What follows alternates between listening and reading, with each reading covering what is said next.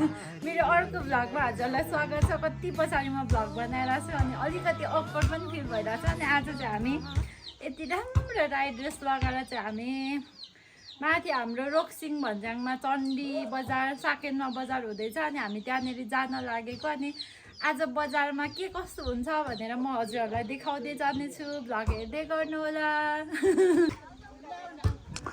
हाम्रो गाडी चाहिँ यहाँ आइसकेको छ। अब हामी जान लागेको। हेलो हेलो हाम्रो नाना कसरी पो बसेर जानु। अब यसलाई मैले ठेली पठाएँ ला। अब चाहिँ हामी गाडी चढिसकेको। आयो भन्नु जानु। खोइ आयो भन्नु न। अघि मैले भ्लग नै बनाएको भिडियो नै स्टार्ट गरेको रहेनछु।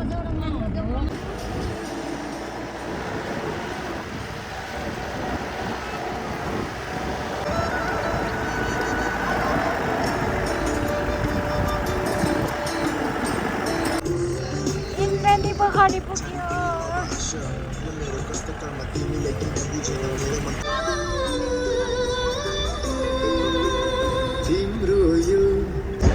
अब चाहिँ हामी बजार पुग्न लागेको।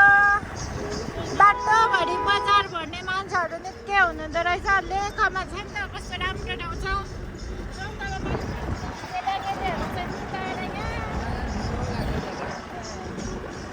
कस्तो राम्रो ए यहीँ हो ल। अब चाहिँ हामी बजार पुगे जस्तो छ है। यो सरुले चाहिँ आइसक्रिम देखिहाल्नु होला है। आइसक्रिम देखियो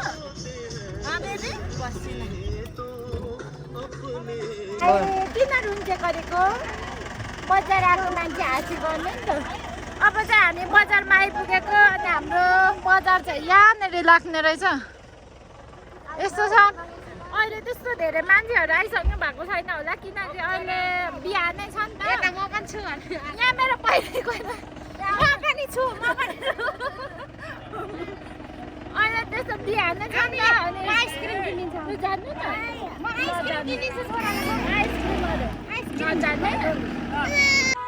नव वर्ष 2083 को पावन अवसरमा साकेला चाडपर्वमा उपस्थित हुने मेरो सम्पूर्ण आगन्तुकहरूलाई हार्दिक स्वागत छ।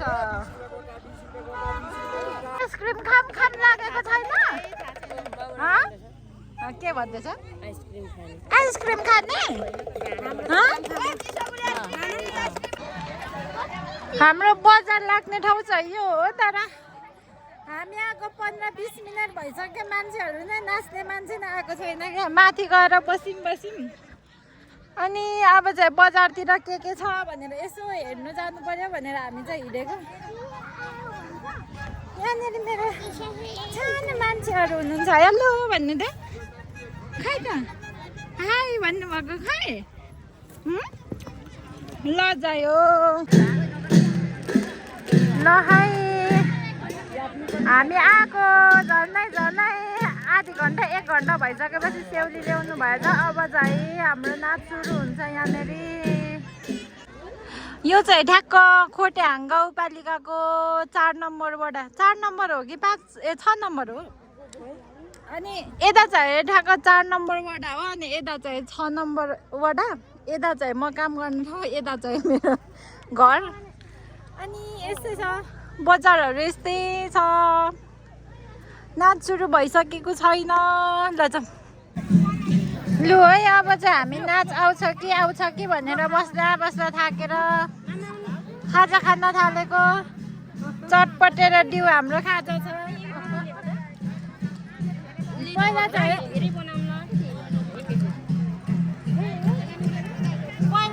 चाम्रेर उयो के अरे आलु चाना खान्थ्यो होला। अहिले चाहिँ हामी चटपटेर खाजा चटपटे खानु त्यो ठाउँमा आएर चटपटे आउँदाखेरि पनि छिटो हुने रहेछ। अब चाहिँ बल्ल नाच्न सुरु भयो। अब चाहिँ रमाइलो हुँदै भयो नि त। खोइ त नाचेको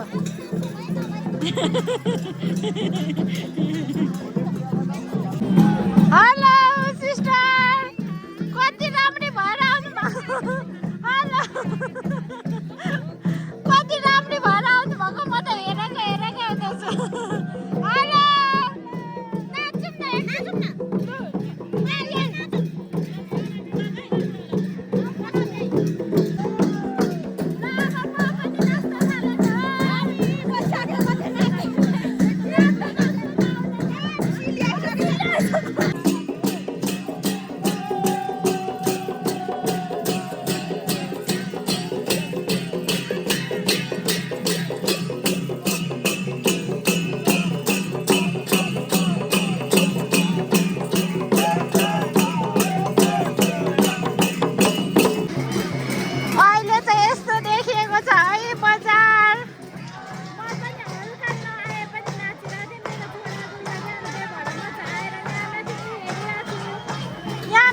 हेर्न पनि कस्तो रमाइलो हुने रहेछ मलाई त्यस्तो धेरै मजाले नाच्न आउँदैन त्यही पनि नाचिरहेको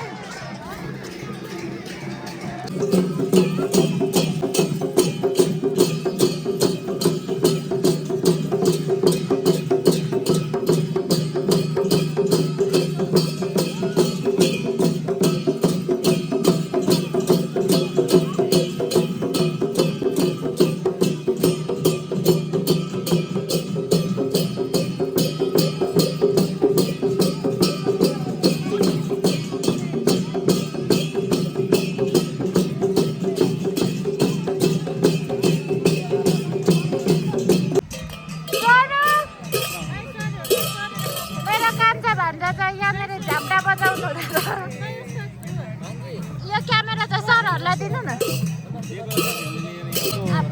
ल ल बजाउनु त बेबी भिडियो लिएको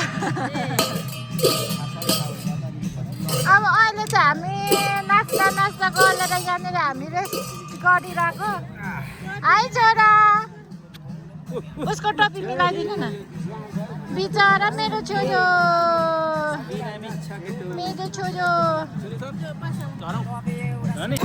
अब चाहिँ हामी नाच्दा नाच्दा गरेर यहाँनिर बजारको माथि आएको छु अनि यहाँनिर चाहिँ पुरै पछाडि कस्तो राम्रो सिन देख्न सक्नुहुन्छ अब चाहिँ 4-5 बजिसक्यो होला लगभग अब हाम्रो जाने बेला पनि भइसक्यो अब खाजाहरू त्यस्तो केही त छैन चटपटे दिउहरू त्यस्तै खाजाहरू खाने अनि हामी जाने पछाडि हेर्नु अघि त निकै नाच्दै हुनुहुन्थ्यो अहिले चाहिँ अब लगभग मान्छेले बिसाउन थाल्नु भएको छ खाजा खान थाल्नु भएको छ अब चाहिँ हामी हिँडेको मेरो छोरो पनि निकाल्यो नानी गाना भएपछि यस्तो छ रमाइलो भयो म यसरी बजारहरू त्यस्तो धेरै हिँड्दिनँ नि त अनि आज पनि मेरो श्रीमानज्यूले चाहिँ ल्याउ न जाने भन्नु भएर अनि आएको रमाइलो भयो अब हामी जाने अब मान्छेहरू पनि किन लाग्नु भयो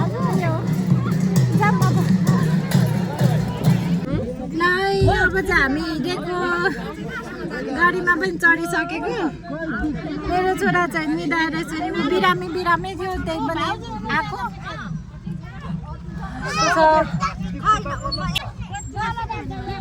अब सबैजना जान लाग्नु भयो रमाइलो भयो एकछिन भए पनि त्यही हो त्यस्तो धेरै भिडियोहरू त मैले लिएन त्यही पनि रमाइलो भयो धेरै मान्छे आउनु हुँदो रहेछ फर्स्ट टाइम त्यही हो भाइलाई चाहिँ अलिक बजार भर्नु मन थियो क्या र भाइ बजार भर्नु मन थियो क्या र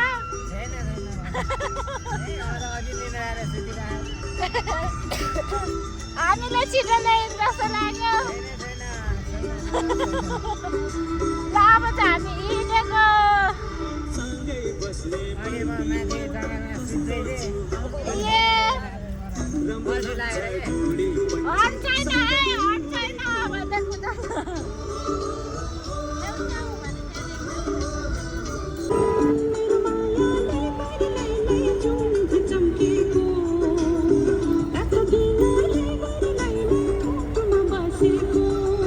अब चाहिँ हामी घर आइपुग्न लागेको अनि हाम्रो गाडीले यहाँ माथिसम्म छोड्यो हाम्रो घर चाहिँ यहाँ तल छ उज्यालोमै आइपुग्यो त आज त अनु चाहिँ ममा खानु जाम अरे घरैमा छ भन्दैको अनि गएन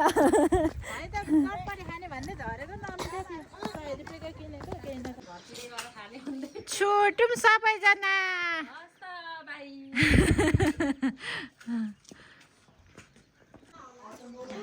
हाम्रो घरको फ्लावर हाई छोरा हाई मेरो छोरा त